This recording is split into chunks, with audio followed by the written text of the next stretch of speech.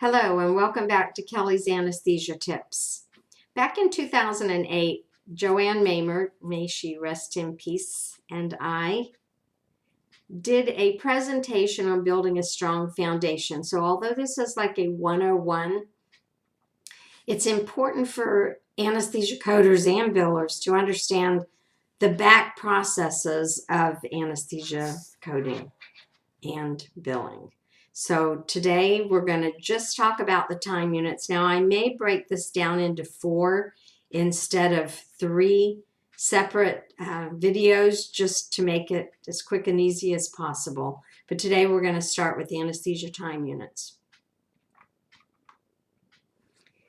All right, time units are defined in the CPT as customary in the local area. And if you're in your own local area, you may not understand how other places work.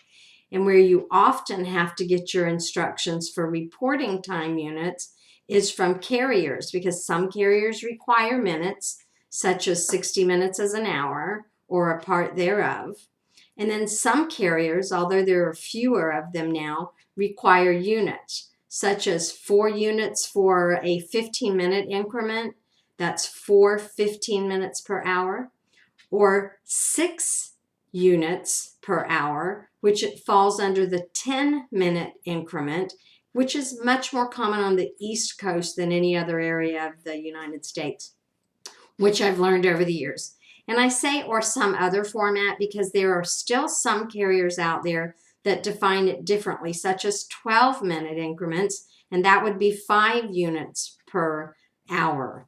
So regardless of how time is reported, it may process and pay in a separate way, and you want to be able to pay attention to that and to know the differences between them. So let's look at how RVG, the Relative Value Guide, actually defines anesthesia time. The Relative Value Guide defines anesthesia time, or actually they used to define it this way. I'm going to point something else out to you, which is one of your other tips for the day. In the RVG, it used to be begins when the anesthesiologist begins to prepare the patient for anesthesia care in the operating room or in an equivalent area, and then present referring to the anesthesia provider, whether it's a physician, CRNA, or anesthesia assistant, being in constant contact with the patient during the billed time.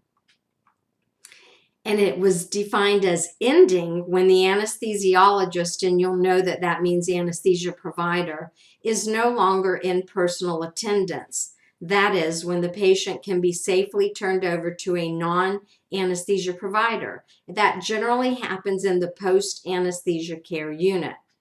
What I would like you to know is that recently, it's 2021, and it only feels recently because of COVID, and 2020 was like a blink and a blur for all of us. But in 2019, the ASA updated the Relative Value Guide to change the definition, not substantially, because it is still constant care for the patient. And I'm giving you this link, hyperlink it. I also tried to make it bigger here in the bar, so if you're following on YouTube, you can Google this. You can find the information if you can't follow it easily enough and just see how they change that. Or if you have the Relative Value Guide, just flip to that section that shows the discussion of anesthesia time. What is important to know is that billable anesthesia time is the number of minutes that the anesthesia provider spends delivering continuous care to the patient. So if you need a quick tutorial or another YouTube after I do this series of time-based physical status modifiers and qualifying circumstances, if you want a quick tutorial on discontinuous time, then send me a note through the comments or email me, or in some way let me know that you would like that additional information. For now, as I said, I'm keeping it short and sweet, so be kind to one another and generous with your knowledge. Thank you, and please subscribe.